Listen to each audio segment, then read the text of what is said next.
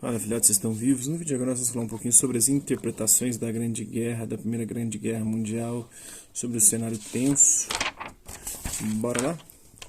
Então, a cronologia dessa guerra começa em 1856, com os turcos derrotando os russos na Guerra da Crimeia e apoiados pelas potências ocidentais, né?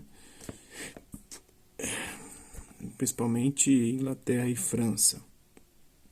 Em 1870, a vitória alemã na Guerra Franco-Prussiana contra a França, né? E a consolidação da unificação alemã entre 1870 e 1871. Em 1879, Bismarck promoveu uma aliança com o Império Austro-Húngaro. Em 1882, Bismarck promove a Tríplice Aliança entre a Alemanha, a Áustria, o Império Austro-Húngaro e a Itália. Em 1885, tem a Conferência de Berlim, que promove a partilha da África, favorecendo a Inglaterra e a França, deixando de fora a Alemanha e a Itália. Em 1890, tem a renúncia de Bismarck na Alemanha em decorrência da ascensão do Kaiser Guilherme II. Em 1894, acontece a Aliança Franco-Russa, confirmada em 1896. Em 1904, a derrota russa para os japoneses na disputa pela Manchúria e pela Coreia, na Ásia, né? Em 1907, a Inglaterra, França e Rússia formam a Tríplice Entente, que vai, na Primeira Guerra Mundial, entrar em confronto com a Tríplice Aliança entre Alemanha, Áustria e Itália. Como explicar a Grande Guerra, a Primeira Guerra Mundial? O que fez os países europeus deflagrarem um conflito que os levaria à ruína? Uma das explicações mais conhecidas, em 1916, é a do líder bolchevique russo Vladimir Ilyich Lenin, né, que afirmava que a formação de grandes empresas monopolistas era o fundamento do imperialismo, a fase superior do capitalismo. O resultado, no entanto, era o surgimento de rivalidade entre os países capitalistas avançados. Na interpretação de Lenin, tratava-se de uma guerra entre nações imperialistas que disputavam as riquezas naturais das colônias na África e na Ásia. Essa explicação permitiu que mais tarde muitos historiadores reiterassem o caráter imperialista da guerra, ressaltando em particular as disputas entre Inglaterra e Alemanha pela redistribuição das colônias africanas e asiáticas, como também do mercado mundial. Vários outros aspectos devem, no entanto, ser considerados. Por exemplo, a guerra se concentrou em território europeu e as batalhas em regiões coloniais ocorreram como consequência do que acontecia nesse continente. É necessário considerar também que, às vésperas da Grande Guerra, da Primeira Guerra Mundial, os conflitos provocados por disputas coloniais não se apresentavam como insolúveis ou inegociáveis. Em outras palavras, para compreender o conflito é necessário começar pela análise da conjuntura política dos países europeus naquela época.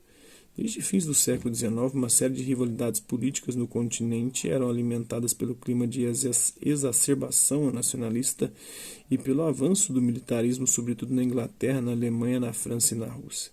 A Inglaterra foi o primeiro país a se industrializar, dispondo de vasto mercado consumidor, além de ser fornecedor de produtos industrializados para suas colônias. Delas recebia boa parte das matérias-primas de que necessitava. Porém, no início do século XX, sem a renovação das máquinas e dos equipamentos de seu parque industrial, os ingleses sofriam a competição de outros países que também se industrializaram com uma forte concorrência das modernas indústrias alemãs. Tem um postal de propaganda alemã de 1914 que soldados da Alemanha e da Áustria espancam os da Grã-Bretanha. É da França e da Rússia, enquanto o resto do mundo observa, né? Então a Tríplice Aliança humilhando a Tríplice Entente aqui já. A Alemanha investiu pesadamente na industrialização, incentivando a formação de grandes empresas com associação entre indústrias e bancos, e desenvolveu ainda um sistema educacional técnico bastante eficiente.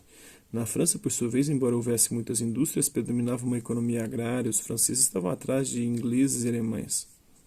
A Rússia, com forte presença de atividades agrícolas, era a economia mais frágil entre os gigantes e tinha a maioria das principais indústrias controlada por investidores estrangeiros. No início do século XX, muitas rivalidades agravavam as tensões entre os países europeus. Havia, por exemplo, forte rivalidade entre a França e a Alemanha. Com a Guerra Franco-Prussiana, que durou de 1870 a 1871, os franceses perderam para os alemães as regiões da Alsácia e Lorena, que eram ricas em carvão mineral. O episódio feriu gravemente o orgulho francês, tornando uma questão de honra recuperar esses territórios. Com a ascensão da Alemanha à categoria de grande potência capitalista, as tensões aumentaram ainda mais, o que gerou desequilíbrio político e econômico no continente europeu. A partir da unificação política, em 1871, os alemães viveram um período de forte crescimento industrial. Para proteger o comércio exterior, a Alemanha investiu em uma marinha mercante de guerra, tornando-se para os ingleses um novo concorrente não apenas industrial, mas também marítimo. Em outras palavras, a Inglaterra era ameaçada em sua posição solitária de potência econômica no continente europeu. Esse crescimento econômico da Alemanha provocou acentuada competição com a Inglaterra e a França, ou seja, desequilibrou a conjuntura política europeia. A tensão aumentou quando os alemães estabeleceram uma aliança diplomática e militar com o Império Austro-Húngaro, mas esses não eram os únicos focos de atrito no continente. O Império Austro-Húngaro, aliás, era um mosaico de nacionalidades que aspiravam à autonomia. Minorias étnicas como os tchecos, eslovacos, bósnios, sérvios, croatas e romenos que viviam sob o domínio da monarquia dos Habsburgos lutavam por autonomia. Os sérvios, por exemplo, identificavam-se com os interesses nacionais e culturais dos russos, criando diferenças e antagonismos com os austríacos.